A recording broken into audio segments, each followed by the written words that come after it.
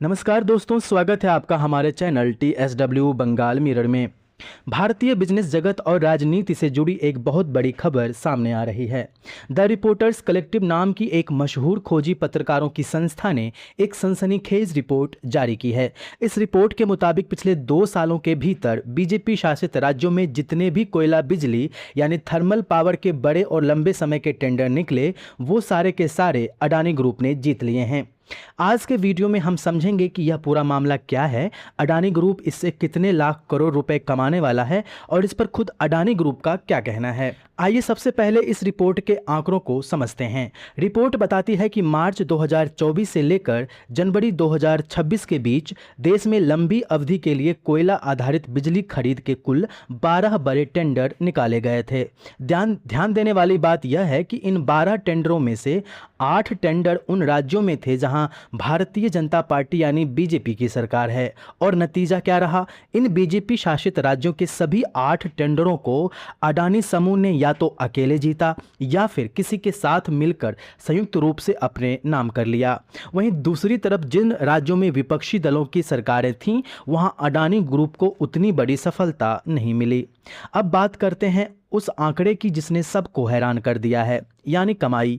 ये कोई छोटे मोटे या 2-4 साल के कॉन्ट्रैक्ट नहीं हैं, बल्कि लंबी अवधि के यानी लॉन्ग टर्म बिजली खरीद के समझौते हैं।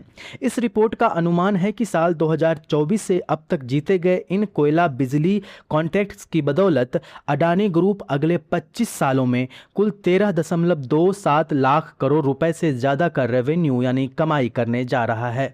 इतनी बड़ी रकम से देश के पावर सेक्टर यानी बिजली उद्योग में अडानी ग्रुप की पकड़ और ज़्यादा मजबूत होने वाली है।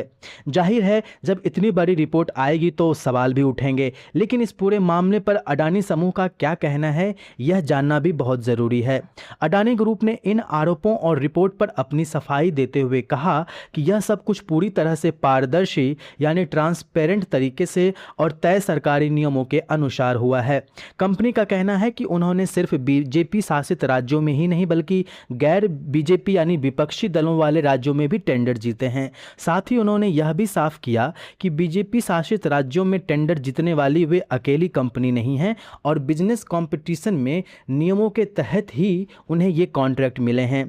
तो दोस्तों, यह थी द रिपोर्टर्स कलेक्टिव की वो बड़ी रिपोर्ट जो इस समय देश के अर्थतंत्र और राजनीति में चर्चा का विषय बनी हुई है। एक तरफ जहां खोजी रिपोर्ट यह दिखाती है कि बीजेपी शासित राज्यों के सारे बड़े कोयला टेंडर एक ही ग्रुप के पास गए हैं, तो वहीं दूसरी तरफ कंपनी इसे पूरी तरह से एक फेयर बिजनेस और नियमों के तहत मिली जीत बता रही है।